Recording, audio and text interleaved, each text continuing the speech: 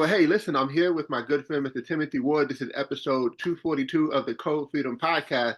And I'm really, really excited because me and this gentleman, we've known each other for a long time. We've been working together in business, but we've become really, really great friends as well. And man, I'm just excited to have you on the show. Welcome, Mr. Timothy Ward. Hey, sir. Good morning. How's everything going with you? Incredible, incredible. So glad to have you. And so Glad I to know be you here, have brother. such an amazing story, and I just think people need to hear it. And so I would love it if you might just start off just telling us, a little bit about, who you are. Fantastic. Listen, my name is Timothy Ward, and from Anderson, South Carolina. I tell people all the time I'm from a little town called Star because I'm really just a country boy.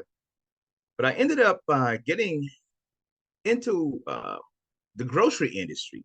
I started that when I was a child, about 15, 16 years old. And I began moving up in life with that business, and I ended up going into management. And I was trained by some of the best people. And really, how it all started was they literally sent me about 40 minutes away to try to get rid of me. But what they meant for evil, God meant for good. And so what ended up happening is I started being trained by some of the best people in the industry. He taught me how to make a profit. And I ended up getting hired back in my hometown after being working for 40 minutes away. And I ended up opening up a store and moving up in that store and then hired from one store to the next. And this last place, they ended up setting me up. I remember walking into work one day and there was somebody already in my position. Can you believe that's a setup, right? And when I walked in, they said, "Hey, look, we need to see you in the office." And they saw me in the office and saw me all the way out of the front door. And I knew that I needed to find my own business. And so I ended up getting out of that and getting into what's called a Tom's potato chip franchise. It was over $40,000 to buy that business. Hey, well, Mr. Ward, before you jump into that, why do you think they let you go? I mean, Well, you're a hard worker. well, it wasn't just why I think I ended up suing them. I was the wrong color. I was a black man. They was wanting to hire somebody else, and it was amazing to me because listen, my gross profits were good, my percent of sales was good, my customers were happy, but they still wanted to go in a different direction. And so there was no other reason besides me being an African American male. And they literally, I didn't tell you the backdrop on that. They only put me in the position because the person who was there, a white gentleman, the person was there. Um, he fell off of the house and broke himself up, and they had no other alternative but to put me there. And the worst thing about it is my employees knew it before I knew it. They said, "Hey, look, they're about to move you." And I said, "Really?" He said, "Yeah." Then they came in and moved me from one store to the next across town. And so I knew it was a setup because when I went in there, I began to work. I began to clean out the department, turn everything around. Again, my gross profits were good. My percent of sales good. Customers happy. And they walked in one day and they had somebody in my position working. And the worst thing about it, man, the guy who fired me, I wish you could have seen him. His paper was trembling like a leaf in the wind because he knew he was wrong. But he was there with the owner, and the owner was making him do it. In order for him to save his job, he had to fire me. And there it was, man. So I ended up, leaving there. I remember when they fired me, I went back home. It was raining cats and dogs. I went back home. I crawled back into bed with my wife. I said, I can't believe it. I just lost my job. And then I didn't know what I was going to do. I had a brand new son. I've never did anything else, never worked any type of other way because I started that again, like I told you, as I was a teenager. So I've never did any manufacturing work. I never did any clerical work, none of that. Only thing I've ever did is worked in a grocery industry. And I was taught by some of the best, right? And so I didn't know what I was going to do. And man, it hurt me so bad. I never wanted to work for anybody else again in my life. And so I ended up getting a job with this company called Tom's Potato Chip Franchise. And it wasn't a franchise when I started, but it was Tom's Potato Chips. And I worked there. And the only thing I knew how to do was work hard, right? And one day they said, "Hey, look, we're going to sell these routes off." I said, "Really? You're going to sell? You mean it can be mine?" "Yeah, we're going to sell it." So we had this big seminar, big meeting about 2 hours away in a town called Columbia, the capital of South Carolina. And I went down, we went through their sales pitch, if you would. And I ended up, purchasing the route. It was over $40,000. And I made good money, but the deal was, is I worked hard, man. It was hot in the summer, cold in the winter. I always had cash on me. I always looking over my shoulder. I was the CEO, the chairman, the gopher, you name it. I did it all, right? And because I was working it, this is the catch. Because I was working it like a job, I never was able to grow it as a business because I had no leverage. And that's what a lot of people don't understand. They don't understand the power of leverage. But man, I'm here to tell you, that truck wore me out. I'm telling you, I literally took no time for vacation. I took no time to breathe. I had to continue because I couldn't get behind. Because if I ever got behind, I couldn't get caught up. If I got behind, I would end up losing customers because I couldn't catch up. I had no leverage. I did everything. And so, man, it just wore me out year after year. Now, I was making money, but that was all I was doing. No time with the family. I mean, no vacation time. It just went on and on and on. And so finally, it wore me out. I was done. I got out of the business. I didn't know what I was going to do. And I ended up having a friend to share with me an opportunity that I didn't take her serious because I didn't see her as a good business person. She was a good friend, but not a good business person. She introduced to me, an opportunity to work from home, to work from anywhere. And I was like, you're not doing it. That was my thoughts. You're not doing it. So why would I want to listen to you? But she insisted, man, that was the thing. She insisted that I just take a look. And I only looked to get her to be quiet. That's the only reason, Eddie. And so I ended up saying, hey, look, I will look if you just be quiet. And we laughed, took a look at the information, and it blew me away. I'm thinking, are you serious? And I still didn't get started because I'm still thinking in my mind. And finally, they called me back and said, hey, look, we've got a special. And I ended up saying, hey, look, let's just go. Let's do it. We did it. And I took a couple of friends out to lunch or to a dinner. I bought them dinner. And a few friends got started. $300 hit my account.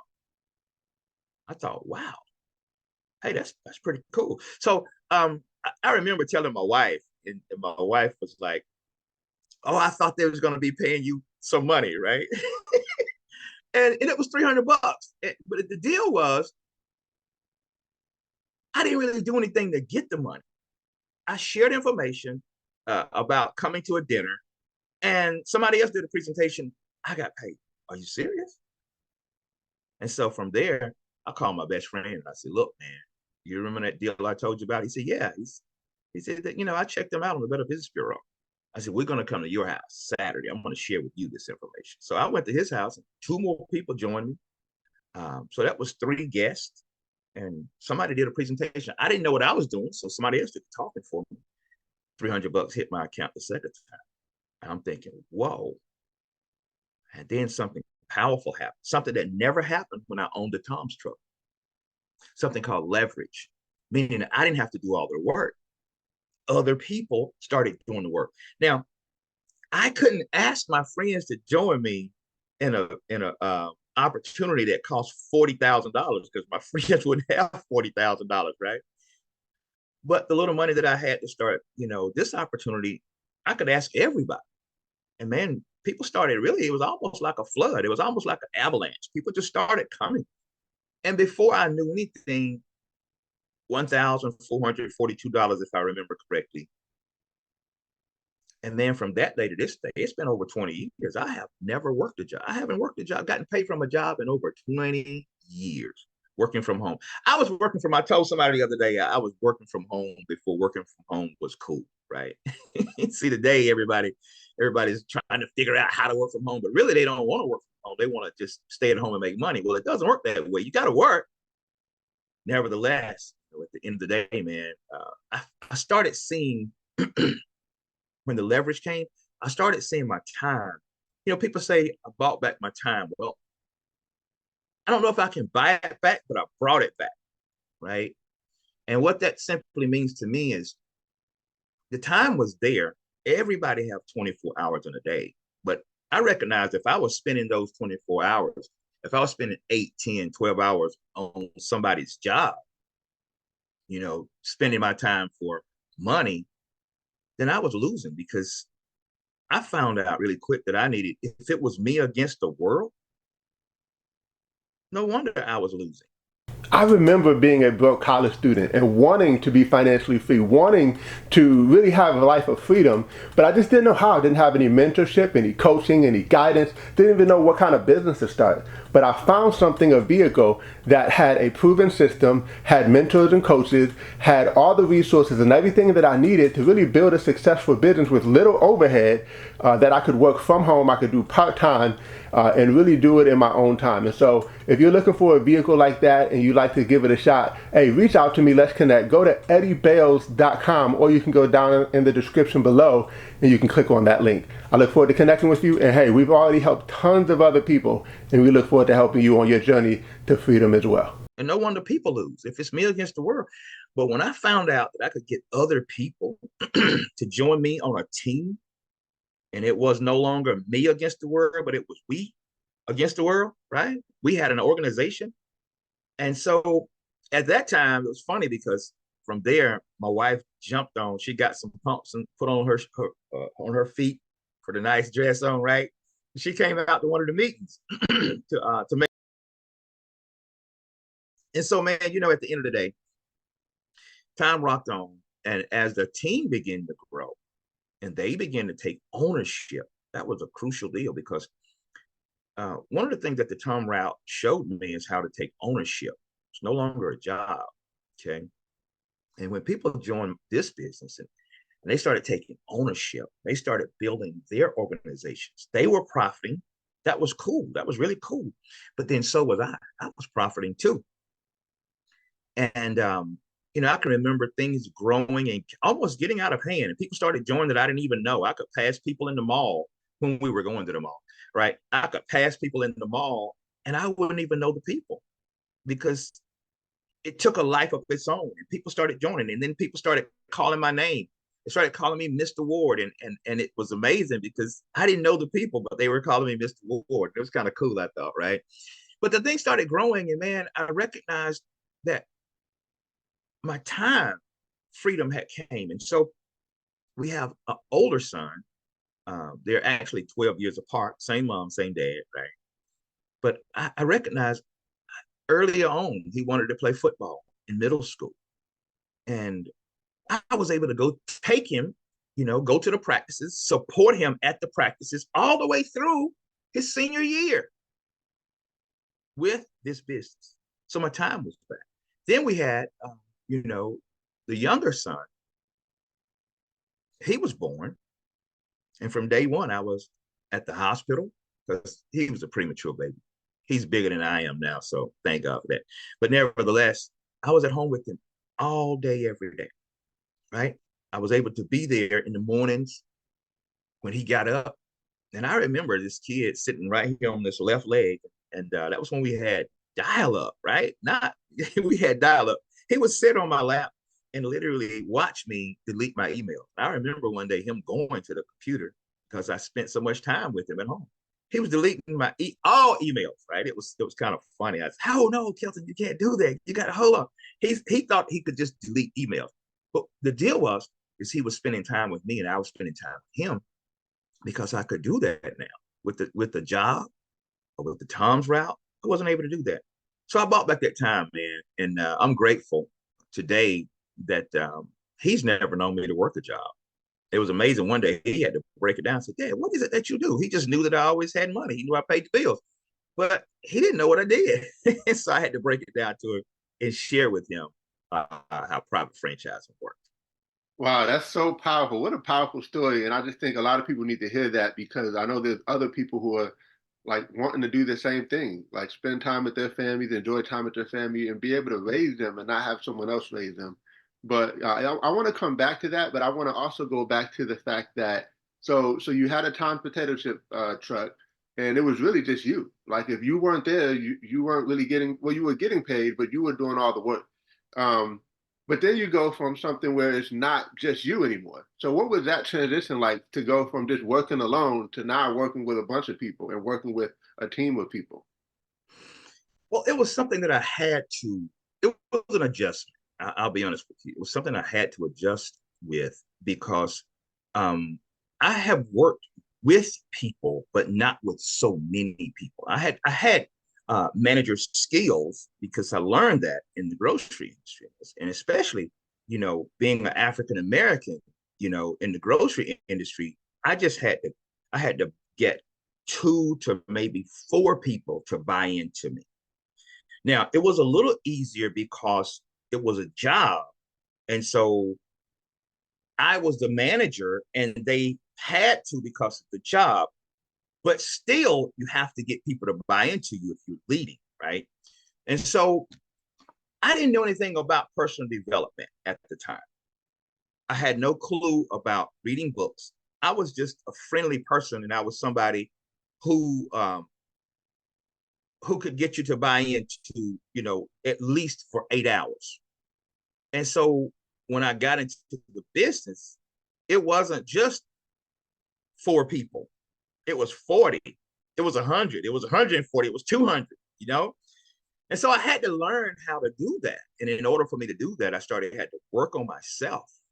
And that's called personal development. So I began to read books, like Who Moved My Cheese, right? If you have never read that book, you probably want to, because my cheese was moved. And I began to read other books like the 21 Irrefutable Laws of Leadership by John C. Maxwell. And I had a mentor, because when you get into a certain type of business model, you will have mentors, because I became a mentor. I was no longer a boss. It's the two different things. See, a boss is, if you don't do what the boss say do, you can lose your job, right? As a mentor, you don't have to do what they say. They can't fire you.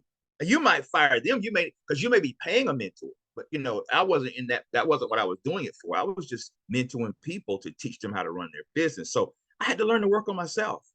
And I had to listen to other people who had gotten other people to buy into them and how to do that.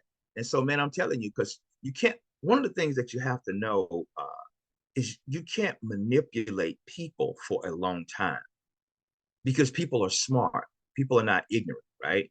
And so you have to learn to be real with people in order to get people to follow you, because you can't herd cats, right? You've got to lead people. And so people are not stupid. You got to be authentic, genuine, and you have to have their best interest in your mind. And so to let them know that you are here to help them reach their goals, you got to change your thinking. It's no longer about me, it's about we.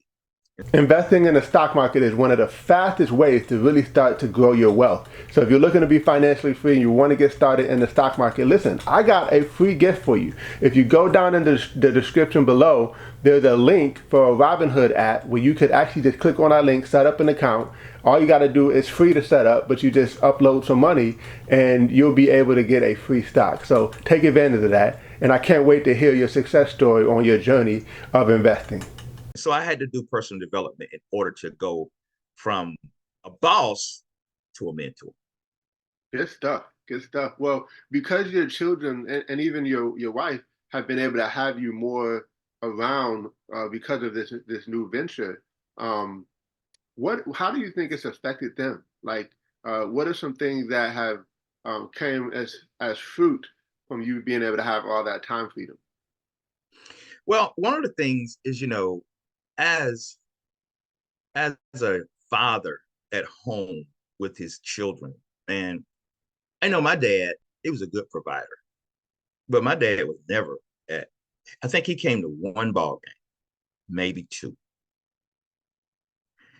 And, one of the coaches pointed it out to my son. He said, "Man, your dad is at the football practices." He said, "Dude, you don't know what that means. You don't know how valuable that is."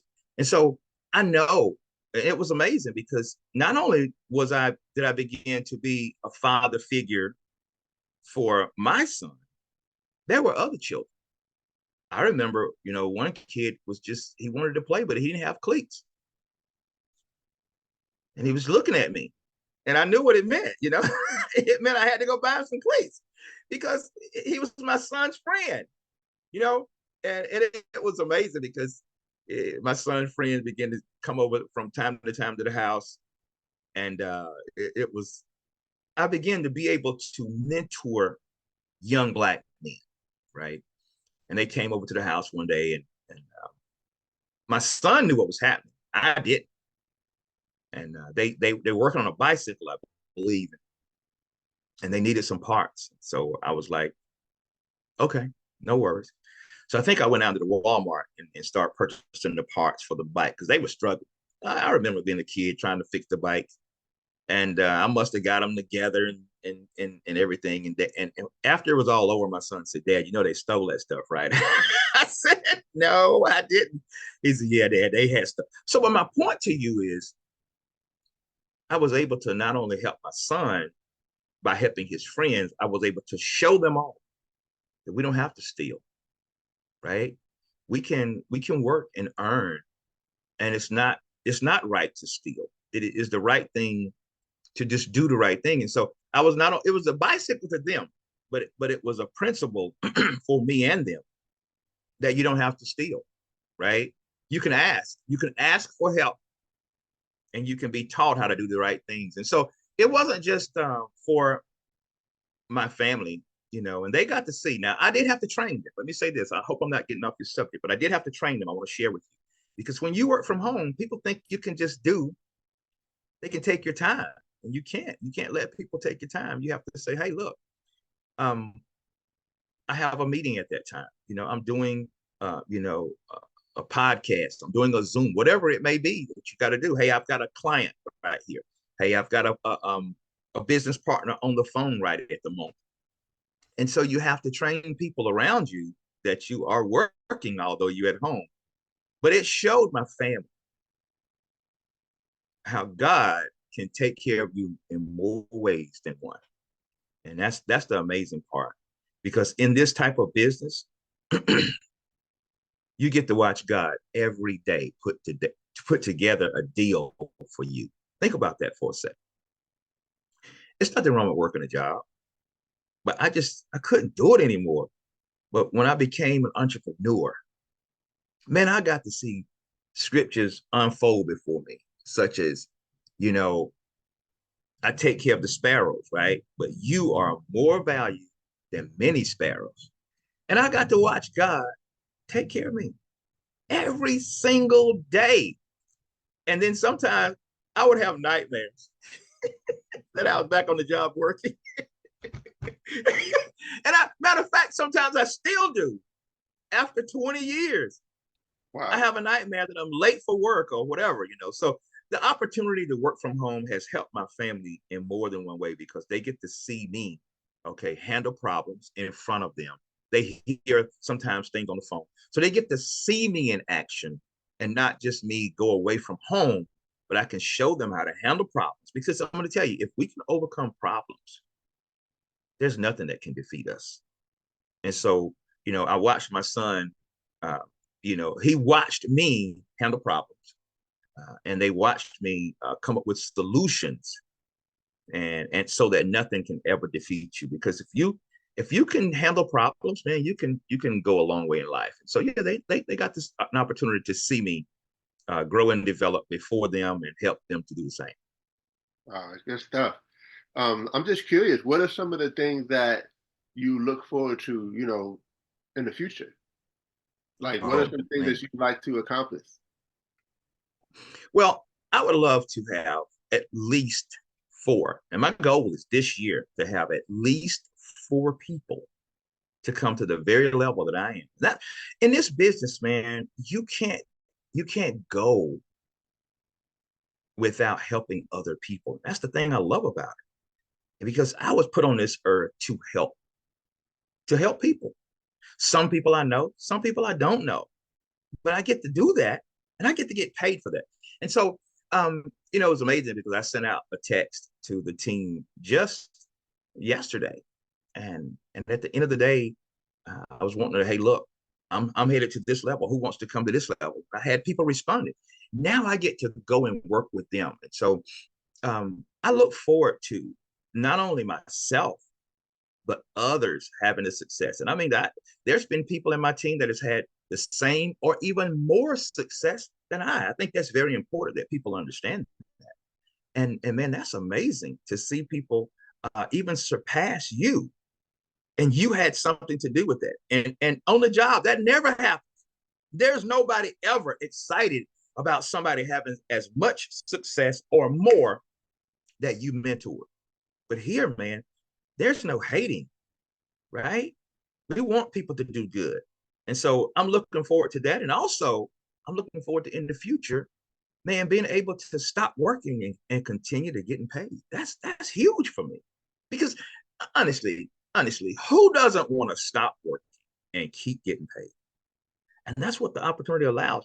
It's called residual income, to stop working and keep getting paid. So I love helping people even succeed and surpass me, myself, because if I can do that, I remember telling my son, he was a little boy, and I said, son, you're going to be bigger, stronger, faster, and smarter than I am. And I remember him looking up at me, no, no, Dad. I said, yes, you are. And that's what it's about, man. Helping people. Shouldn't we be pushing people forward? Don't we want people to do? Even the master himself talked. He said, hey, look, greater works shall you do than I do. And it took me a while to figure that out. But one of the things I found out is that he was never in the United States, but I am. He never reached this land, but I did. You with me? And so, man, we want to push people forward. So I look forward to helping people even surpass my accomplishments. And I look forward to one day stop working and continue to get paid. Yeah, and with that, like, what are some of the things you think you might do? I know that you're a bass player at your church. I know that you love old-fashioned cars and you like working on them and working with those, and you probably do some other things I don't even know. So tell us a little bit about some of the things that you're able to do because you have the time freedom outside of family.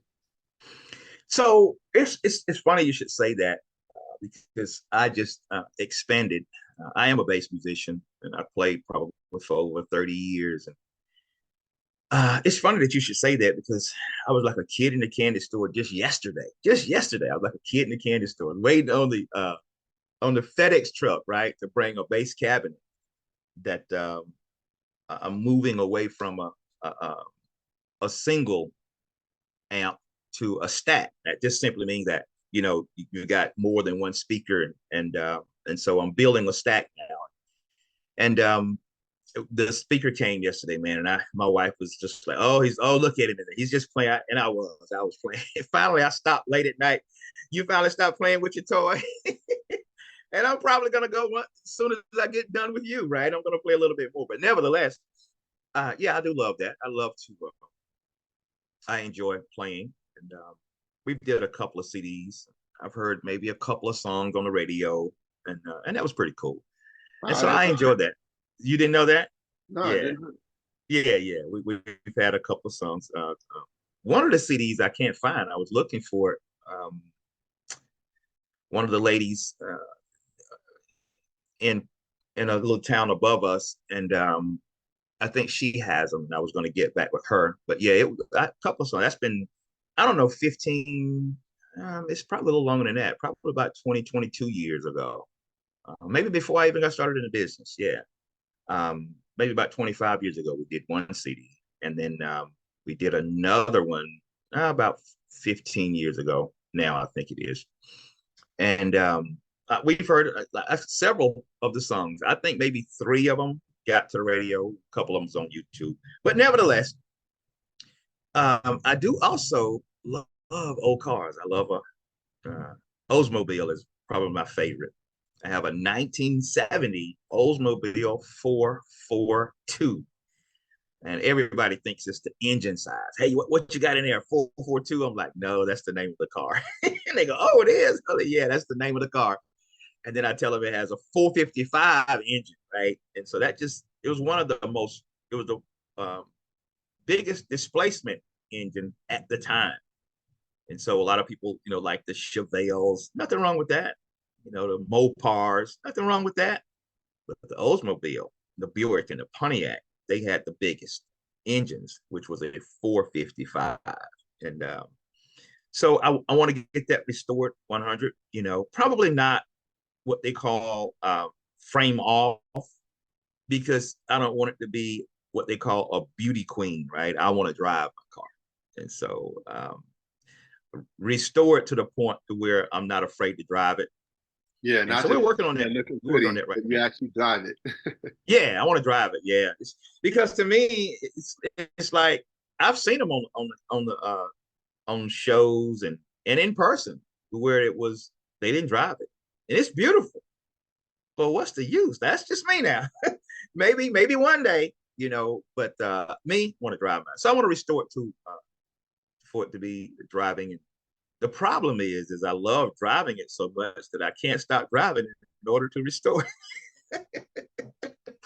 But that's my goal. And so maybe one day I can have two of them, maybe a beauty queen and one to drive. Nice. Now, back to the music. Could you see yourself doing anything outside of like playing at the church? Like maybe, I don't know, maybe a band or maybe something even more than that, like playing for people or shows or something like that? Yeah, from time to time, I've actually, I've been asked to do so, and I've did some different things, and so yeah, I can see that. It's something that is a lot of fun. Music is it's a beautiful thing to make music, and I never will forget when I started. I literally I started playing piano when I was a kid, and because none of my friends were playing piano, I thought it might have been sissy to play piano, right? Because the guys I knew were kind of effeminate. Well, I didn't know that you don't have to be effeminate to play a keyboard, right? And so I ended up quitting. But what I learned helped me on the bass. And I remember, going to church. We played there, and I was at a dinner, and a guy had a bass guitar. I said, "Can I see the bass?" He said, "Yeah." And I started playing, and I just, making all kind of racket. But I looked up at him and I said, "I think I can play this." Now my brother had played. My brothers, I have two brothers. They played when I was smaller, but I didn't know anything about the bass. Mom asked my older brother to let him play, and I didn't know what I was doing. But what I learned on the piano, it helped me on the bass. The timing and the notes, and I knew that there were certain notes, and it helped me. And so my wife's uncle he's a great guitarist, and he showed me the scales. Because I told him, I said, "Listen, I think I want to play bass." And at the time, we had a guitar player at church, but no bass player, and none to really speak of. And so he showed me the scale, and I learned the scale. And we were in a pawn shop, right? And he said, "Do this." He gave me a pattern, and I did it. He said, "Keep doing it." And I kept doing it, he started playing the rhythm guitar part, and I almost threw the guitar down. I'm like, "Are you serious?" Because we were making music. And so, that led to, a bigger desire. And then I began to learn different things in my own style, having to learn to not be somebody else when you play, but, your own personality. And then at the end, a master guitarist, he told me, he said, "You got the rest of your life to master what's on the neck." I thought to myself, it's only four strings. What? Well, that's been over what, 25, 30 years, and I'm still learning. And so I recognize that there are things that I will never learn. Uh, you'll always be learning what your bass, your guitar maybe can do. So to answer the question, I literally, yeah, I can see that, and I have did it, and can see even doing more, of that. But I'm excited to be able to do what I do right now, because it's music is a language, man, and I'm going to tell you, it speaks to everybody. Everybody pretty much responds to music, sometimes good or bad. But music will have you. I was doing a song the other day, um, that when you feel down and out, what sing a song, right? Just sing a song. And so, man, I'm just excited about the future with the music and enjoying the present. Yeah, I asked you that because you got this new thing. What does that new, I don't know what you call it again, the It's a cabinet, a speaker allow you to cabinet. be able to do? Yeah. So what happens is I had to turn down a gig because my big gig, my big it's stationary. It's not something that you just pop up and do. And so the amp that I was playing on at home and practicing on at home, it finally went out. And so I already had what they call a head, the amplifier, and I just bought the smaller cabinet. Now I'm going to add the woofer to it to where, if somebody called me now, I don't have to go to church to break that one down. I can literally just take the one from home. And so it just spreading out where I can pick up a gig if it's a short or quick thing. If somebody need to come in and need me to fill in for a quick song or for an evening. Yeah, I have something that I can just pop in the car now and just go. I wanted to downsize so I could just be more mobile than just stationary. Awesome. All these years I've known you, I still haven't heard you play. So I can't wait to hear that. So, and I play too. Maybe we'll play together. Yes, sir. That'll be lovely.